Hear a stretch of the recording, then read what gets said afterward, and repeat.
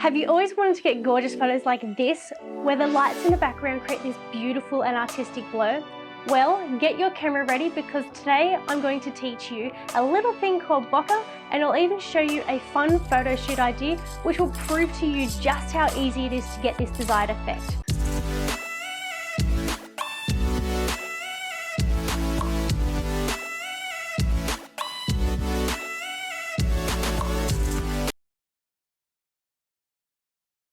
Hey guys, and welcome to another video.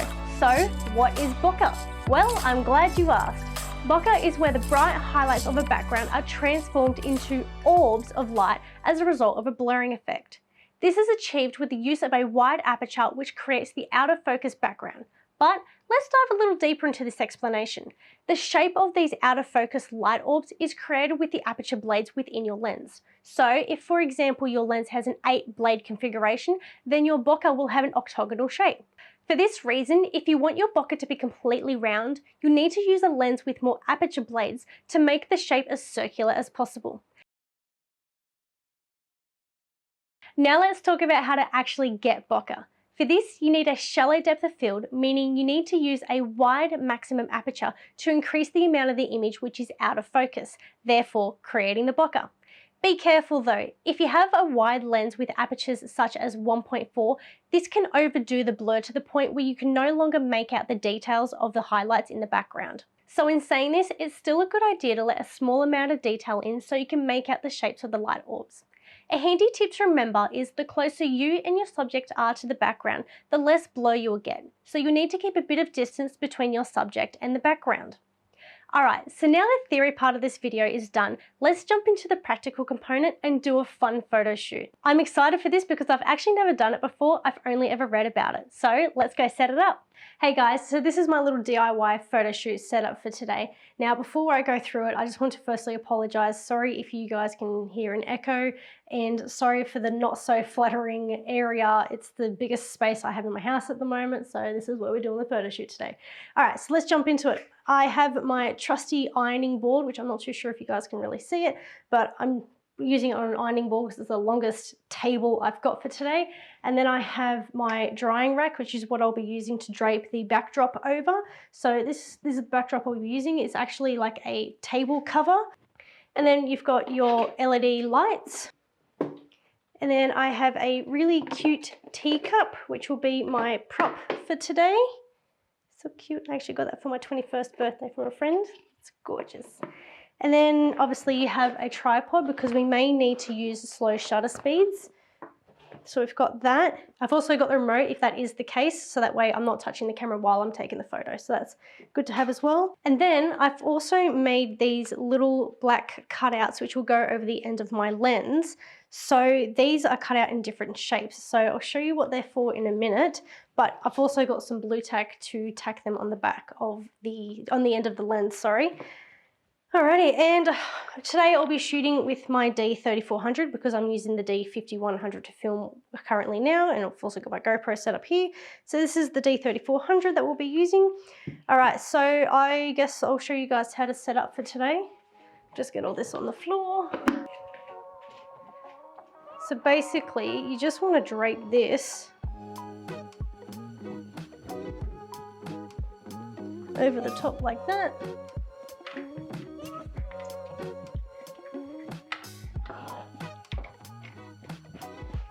Dirt on it.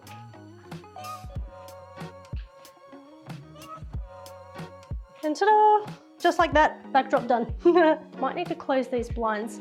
And I do apologise for the lighting because we do need it to be relatively dark to take these kinds of photos.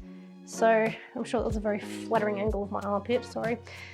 Alright, so next what you want to do is set up the lights. So borrowed these LED lights from a friend. They're just Christmas lights, so they're nothing fancy really. Essentially you can use anything that is a light.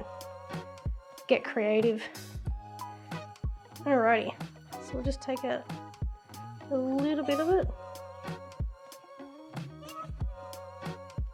So we're gonna have to get a little bit artistic with the lights in the way that the way you want them dangling on the backdrop is you want them to look like a bit of smoke or something, because it will, in this case, we're using a cup, so you want to make it look like it's smoke coming out of a teacup. So what we'll do is we'll pop these over here, hanging on the floor there. Have that draping over. Then we'll plug it in. Woohoo! Lights! That might not be too bad.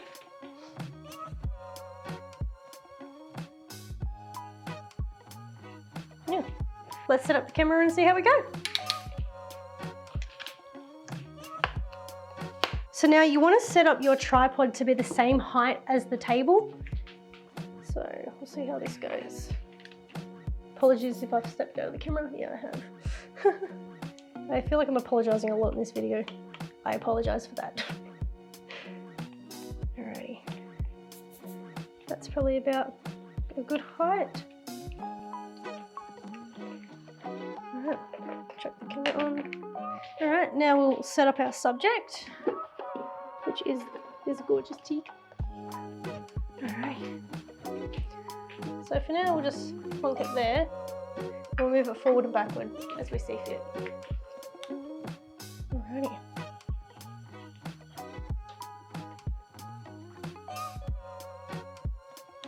Need a memory card. BRB.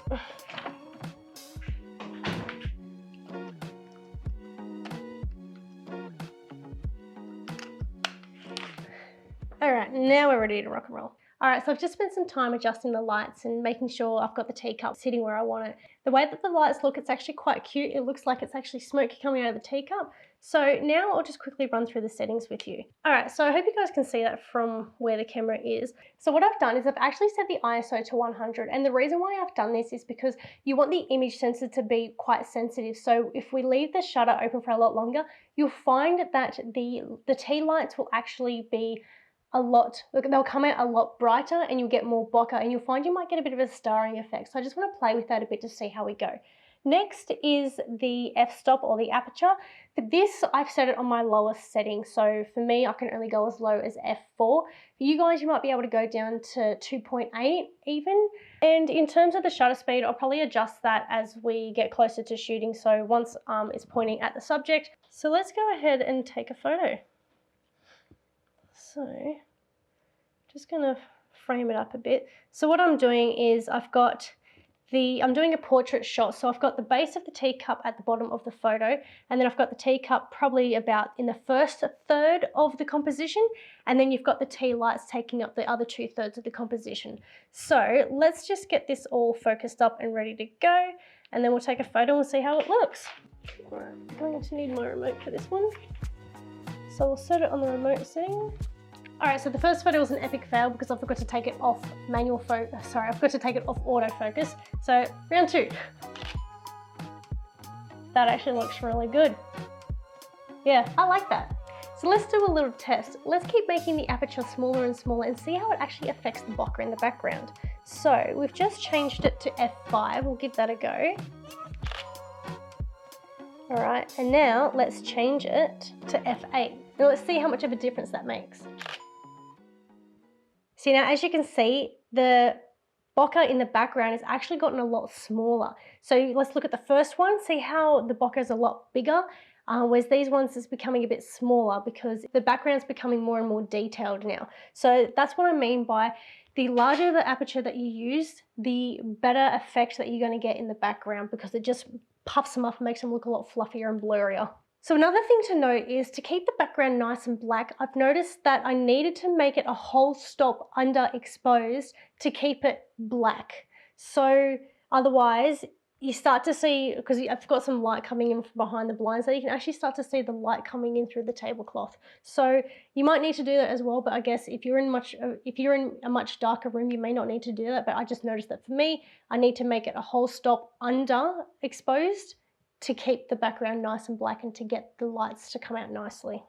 All right, so now let's try something a little bit more fun. So that's where it comes to these cutouts. So remember what I was saying before about how the number of aperture blades that are inside your lens, it actually affects the circular or the shape of the bokeh. So for example, if you only have 8 blades, you get an octagonal shape, as I just said before.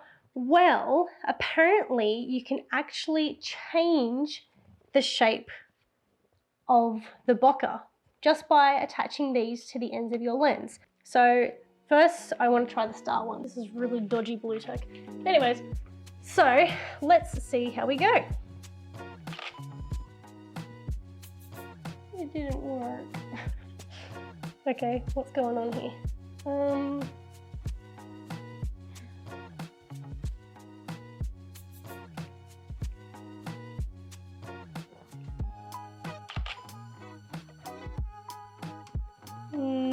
Alright guys, so unfortunately the first test didn't work. I think it's because I had the heart in the middle of the circle a little too big. So I've gone and cut myself a second black circle, and this time I made the heart in the middle a little bit smaller. So let's go and try this again and see if it makes a difference.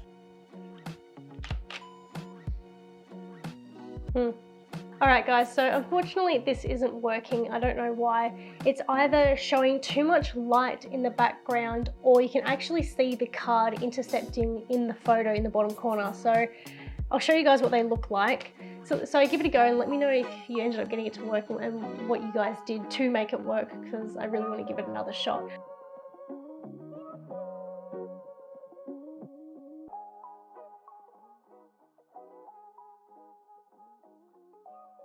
But for now, this was actually a really good tutorial because it still showed you how to get that effect of the bokeh. So the key points that you guys want to remember is to keep your subject away from the background. So by doing that, it creates a space so the background is out of focus, and it will make that blur of the lights, which is really nice. So remember, subject nice and close, background far away, and use a wide aperture. So again, that way it's only focusing on this as the subject and it makes everything else blurry. All right, so we'll wrap it up. It's a shame that the second part of the photo shoot didn't work, but at least the first part did. So it was actually really good to show you guys how it works, and I hope you guys understand bokeh a little bit more better now. I will see you all next Wednesday. Thank you, bye. We'll see how it actually affects the bokeh. Let's see how it actually affects the bokeh